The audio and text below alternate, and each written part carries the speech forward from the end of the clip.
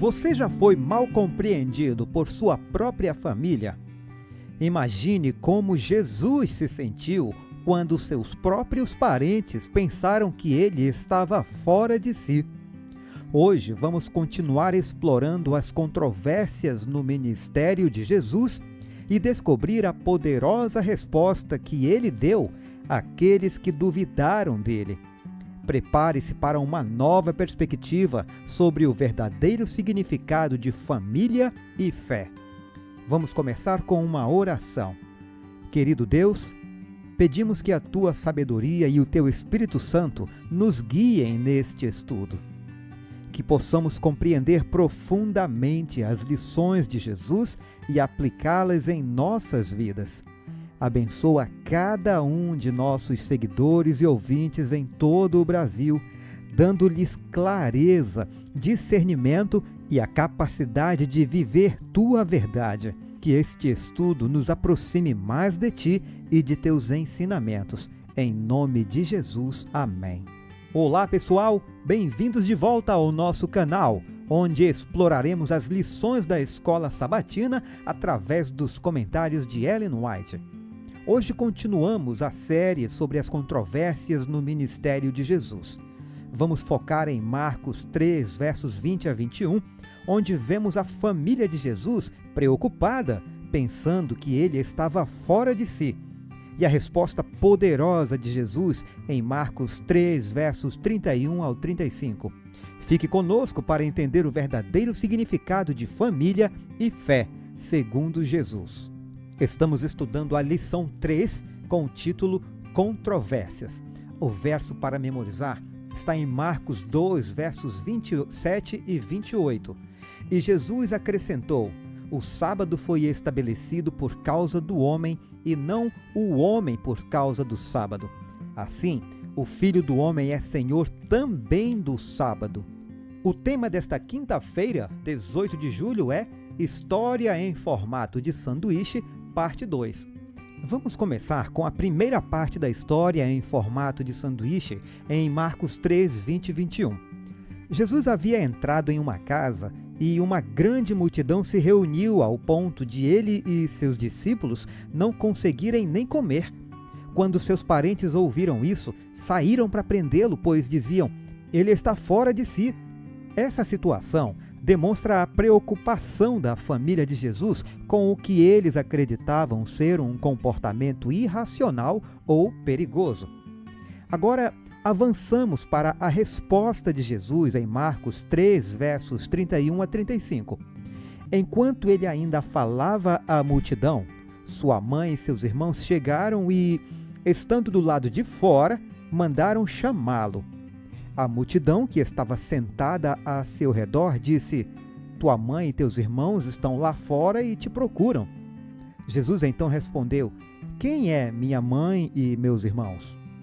Olhando para os que estavam assentados ao seu redor, disse: aqui estão minha mãe e meus irmãos. Quem faz a vontade de Deus, esse é meu irmão, minha irmã e minha mãe. Essa resposta de Jesus redefine o conceito de família. Ele não desconsidera a sua família terrena, mas amplia o entendimento de parentesco espiritual. Para Jesus, aqueles que fazem a vontade de Deus são parte de sua família. Este é um chamado para todos nós para viver de acordo com a vontade divina, tornando-nos membros da família de Cristo. Ao associar as duas passagens, vemos um contraste poderoso.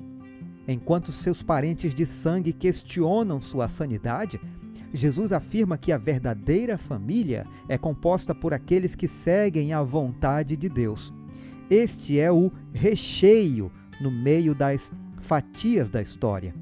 Esta estrutura literária enfatiza a importância do compromisso espiritual sobre os laços familiares terrenos. Agora vamos aos comentários de Ellen White. Os filhos de José estavam longe de reconhecer a obra de Jesus. As notícias que chegavam a eles sobre as coisas que ele estava realizando os enchiam de admiração e espanto. Ouviram que dedicava noites inteiras à oração, que durante o dia era oprimido por grande quantidade de gente e que não tirava tempo suficiente nem para comer. Os amigos achavam que ele estava se consumindo por seu incessante trabalho. Não conseguiam explicar a atitude que tinha para com os fariseus, e alguns receavam que sua mente estivesse ficando desequilibrada. Isso chegou aos ouvidos de seus irmãos, bem como a acusação dos fariseus de que ele expulsava demônios pelo poder de Satanás. Tiveram que enfrentar a profunda infâmia causada por seu parentesco com Jesus. Tinham conhecimento do tumulto que suas palavras e obras ocasionavam, e não somente se preocupavam com as ousadas declarações dele, mas também ficavam indignados com a acusação que fazia aos escribas e fariseus. Resolveram persuadi-lo ou constrangê-lo a deixar esse método de trabalho e induziram Maria a se unir a eles, pensando que, em vista de seu amor por ela, conseguiriam convencê-lo a ser mais prudente. O Desejado de Todas as Nações, página 250. Quando Jesus estava ensinando o povo, os discípulos trouxeram a notícia de que sua mãe e seus irmãos estavam do lado de fora e desejavam vê-lo. Ele sabia o que estava no coração deles e respondeu ao que lhe trouxe o aviso: "Quem é minha mãe e quem são os meus irmãos?" E estendendo a mão para os discípulos, disse: "Eis minha mãe e meus irmãos.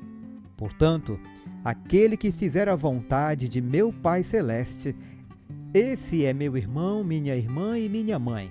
Mateus 18, versos 48 a 50. Todos os que recebessem a Cristo pela fé estariam ligados a Ele por um laço mais íntimo que os de parentesco humano. Eles se tornariam um com Cristo, como Ele era um com o Pai. Crendo em suas palavras e as praticando, sua mãe se relacionava de forma salvadora e mais estreita com Jesus do que pelo parentesco natural. Seus irmãos não receberiam benefício algum de sua relação com ele, a menos que o aceitassem como Salvador pessoal.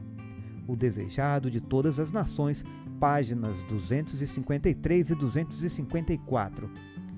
Aqui e ali, um indivíduo, membro de uma família, é fiel às convicções de sua consciência e compelido a ficar sozinho. Torna-se distinta a linha de demarcação. Uns se firmam da palavra de Deus, outros nas tradições e dizeres dos homens. A paz dada por Cristo a seus discípulos e pela qual oramos é a paz que nasce da verdade, uma paz que não deve ser extinta por causa de divisões. Externamente pode haver guerras e conflitos, ciúmes, invejas, ódios e contendas, mas a paz de Cristo não é aquela que o mundo dá ou arrebata. Nossa alta vocação, 18 de novembro. Que sanduíche delicioso, hein, irmãos? Com esse recheio de Ellen White, fica irresistível. Irmãos, para concluirmos, a história em formato de sanduíche que encontramos em Marcos 3, 20 e 21 e 31 a 35, nos ensina uma lição profunda sobre o que significa ser parte da família de Deus. Jesus nos mostra que o verdadeiro parentesco é baseado em fazer a vontade de Deus, não apenas em laços sanguíneos. Essa redefinição nos convida a avaliar nossa própria relação com Deus e com os outros. Ao refletirmos sobre estas passagens, somos desafiados a priorizar nosso compromisso espiritual e buscar a vontade de Deus em nossas vidas diárias. Que possamos nos aproximar mais de Cristo, reconhecendo que somos parte de uma família maior e eterna. Se você gostou desse vídeo, não se esqueça de curtir, comentar, compartilhar e se inscrever no canal para mais conteúdos inspiradores.